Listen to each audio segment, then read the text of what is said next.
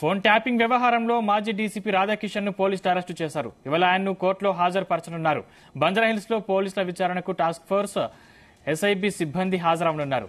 4 సీఐలు 5 ఎస్ఐలు కానిస్టేబుల్ ను పోలీసులు విచారించనున్నారు. నిన్న పలువురి స్టేట్మెంట్ రికార్డు చేశారు. మరోవైపు ఇవాళ తిరుపతన్న భుజంగరావులను పోలీసులు కస్టడీలోకి తీసుకున్నారు. ఎన్నికల సమయంలో వీరు చేసిన మానిటరింగ్, సీజ్ చేసిన డబ్బులు, నేతలతో సంభాషణలపై ఆరా తీస్తున్నారు. రాధాకిషన్ అరెస్టుతో ట్యాపింగ్ కేసులో అరెస్ట్ అయిన వారి సంఖ్య 4కు చేరింది.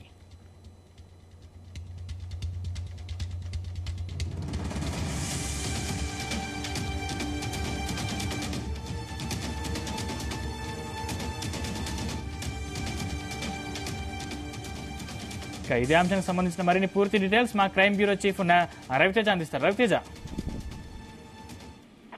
ఫోన్ ట్యాపింగ్ కేసులో వ్యక్తులని, పోలీసు అధికారులని విచారణ చేపడుతున్న కొద్దీ కొత్త పేర్లు తెరపైకి వస్తా ఉన్నాయి. కొత్త అంశాలు కూడా వెలుగులోకి వస్తా ఉన్నాయి. మొన్నటి వరకు కేవలం ప్రతిపక్ష పార్టీలో ఉన్నటువంటి అప్పట్లో నాయకులది మాత్రమే ఈ ఫోన్ ట్యాపింగ్ కి పాల్పడ్డారని మొదట భావించారు. కానీ నిన్న తాజాగా అరెస్ట్ అయినటువంటి 2 వ్యక్తుల నుంచి పంజగుట్ట పోలీసులు సమాచారాన్ని రాబట్టడంతో హైదరాబాద్ లో తెలంగాణ వ్యాప్తంగా బడా వ్యాపారవేత్తలు, హవాలా వ్యాపారవేత్తలు ఎవరెవరున్నారు, వాళ్ళ ఫోన్స్ అన్ని ముందస్తుగానే Praneeth Rao and team members tap చేసి దాని ద్వారా వారు మాట్లాడుకున్నటువంటి సమాచారాన్ని అంతా సేకరించి వారి వ్యక్తిగత డేటా అంతా తీసుకొని టాస్క్ ఫోర్స్ కార్యాలయం పేరుతో మాజీ డీసీపీ రాధాకిషన్ రావు ఆ హవాలా వ్యాపారవేత్తల్ని ఫోన్ చేసి కొంతమందిని బెదిరించడము, లేదా డీసీపీ కార్యాలయానికి తీసుకొచ్చి అక్కడే తమదైనటువంటి స్టైల్లో ట్రీట్మెంట్ ఇవ్వడంతో ఈ హవాలా వ్యాపారుల దగ్గర కోట్లాది రూపాయలుగా వీరు డబ్బులు దండుకున్నటువంటి వాస్తవాలన్నీ కూడా ఒకటొకటిగా వెలుగులోకి వస్తా ఉన్నాయి. మొన్నటి వరకు ఫారెన్ పారిపోయి పరారీలో ఉన్నటువంటి రాధాకిషన్ రావుని నిన్న పంజగుట్ట పోలీసులు రాత్రి అదుపులోకి తీసుకొని బంజారాహిల్స్ పోలీస్ స్టేషన్ కి తరలించి రహస్యంగా విచారణ చేపట్టడంతో ఈ వాస్తవాలన్నీ కూడా వెలుగులోకి వచ్చాయి. గతంలో ఎస్ఐబిగా పనిచేసినటువంటి గట్టుమల్లు వెస్ట్ జోన్ ఇన్స్పెక్టర్ గా ఉన్నప్పుడు రాధాకిషన్ ఆదేశాల మేరకే ఇన్స్పెక్టర్ గట్టుమల్లు కూడా హవాలా వ్యాపారులని, ఇతర వ్యాపారులను కూడా బెదిరించి వారి దగ్గర నుంచి డబ్బులు లాగారు అంటూ కూడా పోలీసుల ఇన్వెస్టిగేషన్ లో నిన్న బయటపడింది. ఇద్దరిని కూడా విడివిడిగా విచారణ చేపట్టి ఇద్దరు ఇచ్చినటువంటి స్టేట్మెంట్స్ అన్ని కూడా రికార్డ్ చేసుకున్నారు. మరి కాసేపట్లో ఇద్దరిని మెజిస్ట్రేట్ ముందు హాజరుపరచనున్నారు. అంతకుముందు వైద్య పరీక్షల నిమిత్తం ఇక్కడ నుంచి కూడా ప్రభుత్వ ఆసుపత్రికి తీసుకెళ్లి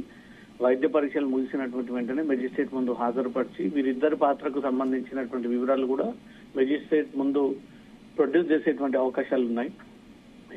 ఇంతకు ముందు ఇదే కేసులో అరెస్ట్ అయినటువంటి 2 అడిషనల్ ఎస్పీలు తిరుపతన్న, భుజంగారావు ఇద్దరిని కూడా ఇంతకు ముందే చెంచల్గూడ జైలు నుంచి కస్టడీలోకి తీసుకుని వారిని పంజగుట్ట పోలీస్ స్టేషన్ కి తరలించి విచారణ చేపట్టనున్నారు. ఎవరెవరి వ్యాపారవేత్తల, ఎవరెవరు రాజకీయ నాయకుల, సినీ ప్రముఖుల, హీరోయిన్ల ఫోన్లు ట్యాపింగ్ కి పాల్పడ్డారు, ఎవరు ఆదేశాల మేరకు పాల్పడ్డారు, ఆ డాటానంతా తీసి ఎవరికి చేరువేశారు, ఒక్కొక్క డాటా తీయడానికి మీకు ఎంత లాభం జరిగింది, ఎంత మీరు లాభపడ్డారు అనే దానిపై కూడా వీరందరినీ క్వశ్చన్ చేసేటువంటి అవకాశం ఉంది. ఇజ్రాయెల్ నుంచి తీసుకొచ్చినటువంటి స్పెషల్ ఎక్విప్మెంట్ అంతా కూడా ఎక్కడెక్కడ అమర్చారు, ఎవరెవరు దీన్ని ఆపరేట్ చేసేవారు, ఎన్ని రోజుల పాటు దీన్ని ఆపరేట్ చేశారు, మొత్తం ఈ వ్యవహారంలో ఎన్ని కోట్లాది రూపాయలుగా చేతులు మారి మీ చేతికి అందాయనే దానిపై కూడా అడిషనల్ ఎస్పీ ఇద్దరిని కూడా పిలిచి వారి విచారణ చేపట్టనున్నారు. ఇదే కేసులో ఇప్పటికీ రాష్ట్ర డీజీపీని కలిసి కాంగ్రెస్ పార్టీ నాయకులు, బీజేపీ పార్టీ నాయకులు, సామాన్య కార్యకర్తలు, ఫోన్ ట్యాపింగ్ ద్వారా మోసపోయినటువంటి బాధితులందరూ కూడా రాష్ట్ర డీజీపీ కలిసి మెమోరాండం ఇవ్వడము, రిప్రజెంటేషన్ ఇవ్వడము, ఫిర్యాదులు అందజేయడము, ఒక్కొక్కరు ఒక రకంగా ఈ అంశం తెరపైకి తీసుకొస్తూ తమ కూడా బాధితులమంటూ కూడా డీజీపీ దృష్టికి తీసుకెళ్లడం జరిగింది. అందరూ కూడా దీనిపైన సిబిఐ విచారణ జరిపితే ఈ కేసులో వాస్తవాలన్నీ వెలుగులోకి వస్తాయి. పై స్థాయిలో ఉన్నటువంటి బడా రాజకీయ నాయకుల పేర్ల ఇన్వాల్వ్మెంట్ కూడా బయటకు వస్తుంది. వారిని కూడా అరెస్ట్ చేసేటువంటి అవకాశం ఉంది. కాబట్టి అది రాష్ట్ర పోలీసులతో సాధ్యపడనటువంటి అంశం. ఈ కేసు సిబిఐకి అప్పగించి సినీ ప్రముఖుల, సినీ హీరోయిన్ల ఫోన్లను కూడా ట్యాప్ చేసి వారి సంసారాల్లో చిచ్చు పెట్టినటువంటి సందర్భాలు కూడా ఉన్నాయి. అవన్నీ కూడా బయటకు పెట్టాలి అంటూ మాత్రం అనేక వైపుల నుంచి వస్తున్నటువంటి డిమాండ్స్ రాష్ట్ర డీజీపీకి ఎప్పటికప్పుడు మెమోరాండమ్స్ అందజేస్తా ఉన్నారు. దీనిపైన ప్రభుత్వం కానీ పోలీస్ శాఖ కానీ ఏ నిర్ణయం తీసుకోబోతా ఉంది అనేది మాత్రం ఉత్కంఠ నెలకొంది. ఇప్పటి వరకు ఈ కేసులో మొదట ప్రణీత్రావు, ఆ తర్వాత భుజంగారావు, తిరుపతన్న, నిన్న ఈ రోజు మెజిస్ట్రేట్ ముందు హాజరుపరిచేటువంటి ఇద్దరు వ్యక్తులు గట్టుమల్లు రాధాకిషన్ రావు, 5 కాగా శ్రవణ్ రావు ప్రస్తుతం పరారీలో ఉన్నారు. మాజీ చీఫ్ ఇంటెలిజెన్స్ చీఫ్ గా ఉన్నటువంటి ప్రభాకర్ రావు కూడా పరారీలో ఉన్నారు. వీరిద్దరిని కూడా త్వరలో అరెస్ట్ చేస్తామంటూ మాత్రం పోలీసులు ప్రత్యేక టీమ్స్ ఏర్పాటు చేయడం జరిగింది. ఇంకా 38 మంది ఒకే వర్గానికి చెందినటువంటి పోలీస్ అధికారులని ప్రణీత్ రావు ఒక టీమ్ గా ఏర్పాటు చేసుకొని వారి ద్వారా ఈ ఆపరేషన్స్ సాగించారనే ఒక ప్రధాన ఆరోపణలు వినబడతా ఉన్నాయి. కొంతమంది ఎస్ఐబిలో పనిచేసేటువంటి ప్రస్తుత అధికారులను కూడా పిలిపించి వారి నుంచి కూడా స్టేట్మెంట్స్ రికార్డ్ చేసుకుంటా ఉన్నారు. ఫ్లోర్ ఇన్ఛార్జ్ గా ఉండి ఎస్ఐబి కార్యాలయానికి ఇన్స్పెక్టర్ హోదాలో ఉన్నటువంటి అధికారుల్ని కూడా నిన్న పిలిచి వారి నుంచి ఒక స్టేట్మెంట్స్ కూడా రికార్డ్ చేసుకోవడం జరిగింది. ఈ కేసులో అనేక ట్విస్టులు నెలకొంటున్నాయి, అనేక మలుపులు తిరుగుతా ఉన్నాయి. రాజకీయ నాయకులు, వ్యాపారవేత్తలు, సినీ ప్రముఖులు, సినీ హీరోయిన్స్ తో పాటు రాజకీయ నాయకుల యొక్క వ్యక్తిగత విషయాలు కూడా ఎప్పటికప్పుడు వింటూ వారు భార్యలు పిల్లలతో మాట్లాడుకున్నటువంటి కన్వర్సేషన్స్ ని కూడా దాని ద్వారా తమకు ఎలాంటి ఉపయోగం ఉంటుందన్న ఒక ఆలోచనతోటే ఈ ఫోన్ ట్యాపింగ్ జరిగింది అంటూ మాత్రం ఇప్పటి వరకు పంజగుట్ట పోలీసుల ఇన్వెస్టిగేషన్ లో బయటపడింది. ఈ రోజు కస్టడీలోకి తీసుకున్నటువంటి మరో 2 అధికారుల నుంచి మాత్రం కీలక సమాచారాన్ని రాబట్టేటువంటి ప్రయత్నాలు జరపబోతా ఉన్నారు. సందీప్, రవితేజ్ అంటే ఫోన్ ట్యాపింగ్ కారణంగా బేగం బజార్ వ్యాపారులు అజ్ఞాతంలోకి వెళ్ళినట్లు వార్తలు వస్తున్నాయి. అందులో వాస్తవం ఎంత?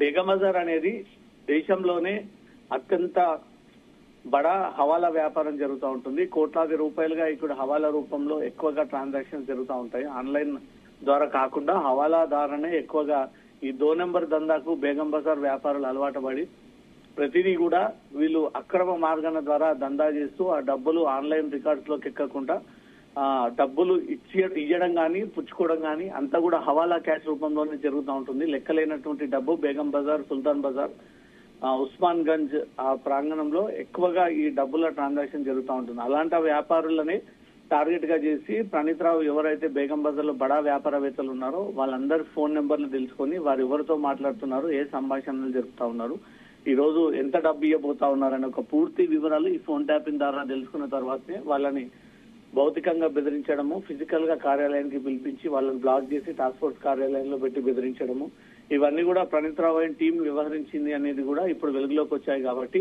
మేబీ ఎవరు ఈ వ్యాపారులు అంటూ కూడా పోలీసులు దానిపైన దృష్టి పెట్టారు. ఒకవేళ వ్యాపారులను కూడా పిలిచి పోలీసులు ఇన్వెస్టిగేషన్ చేస్తే మాత్రం అనేక మంది పోలీసు అధికారుల పేర్లు వెలుగులోకి వస్తాయి. ఎంత మేరకు డబ్బులని గుంజారు పోలీసులు అనే ఒక లెక్కలు కూడా బయటపడతాయి. కాబట్టి ఆ వ్యాపారులు ముందస్తుగానే సైలెంట్ అయిపోయి ఇక్కడి నుంచి కూడా అజ్ఞాతంలోకి వెళ్లిపోయి అందుబాటులో లేకుండా వెళ్లిపోయినట్టుగా కూడా సమాచారం అందుతుంది. అయినప్పటికీ పోలీసులు వారిని కనుగొని వారిని పిలిపించి వారి యొక్క స్టేట్మెంట్ రికార్డ్ చేసుకొని వాళ్ళందరినీ కూడా విట్నెస్ కిందికి పొందుపరిచి కేసులో బలమైనటువంటి సాక్ష్యాధారాలు కావాలి, సాక్షులు కావాలి. కాబట్టి ఈ వ్యాపారులందరినీ కూడా సాక్షుల కిందికి చేసి వీళ్ళందరిపై కూడా ఛార్జ్ షీట్ నమోదు చేసేటువంటి అవకాశాలు ఉన్నాయి. ఇప్పుడు జరుగుతున్నటువంటి ఫోన్ ట్యాపింగ్ ఇన్వెస్టిగేషన్ లో ఇప్పుడు రాజకీయ పరమైనటువంటి వ్యక్తుల పేర్లు కూడా వెలుగులోకి వస్తా ఉన్నాయి. నిన్న కాంగ్రెస్ ఇచ్చినటువంటి ఫిర్యాదులలో ఒకే కుటుంబానికి చెందినటువంటి బడా బీఆర్ఎస్ నాయకులంతా కూడా వారి యొక్క సొంత ప్రయోజనాల కోసం, వారికి ఉన్నటువంటి అలవాట్ల కోసం ఈ ఫోన్ ట్యాపింగ్ కి పాల్పడ్డారు అంటూ కూడా కాంగ్రెస్ నిన్న ఆరోపణలు చేపడుతూ డీజీపీకి ఫిర్యాదు అందడం జరిగింది. రాష్ట్ర ప్రభుత్వం ఏరికంగా దాన్ని స్వీకరించి ఆ 4 బడా పొలిటీషియన్స్ కి నోటీసులు అందజేస్తారా, ఈ కేసులో వారిని కూడా ఇంక్లూడ్ చేస్తారా, లేదా పంజగుట్ట పోలీసుల స్థాయికి మించి కేసు ఇన్వెస్టిగేషన్ ఉన్నట్టయితే దీన్ని ప్రత్యేకమైనటువంటి సిట్ లేదా సిబిఐకి ఏదైనా అప్పగిస్తారన్న ఒక ఆలోచనలో ప్రభుత్వం ఉన్నట్టుగా తెలుస్తా ఉంది. ఈ రోజుతో ఈ కేసు ఇతర దర్యాప్తు సంస్థలకు ఏదైనా అప్పగించాలా లేదా పంజగుట్ట పోలీసుల చేత ఈ కేసు విచారణ చేపట్టాలా అనే దానిపై మాత్రం పోలీస్ శాఖ ఒక కీలకమైనటువంటి నిర్ణయం తీసుకునేటువంటి అవకాశం ఉంది. Sandeep, right, thank you Raviteja.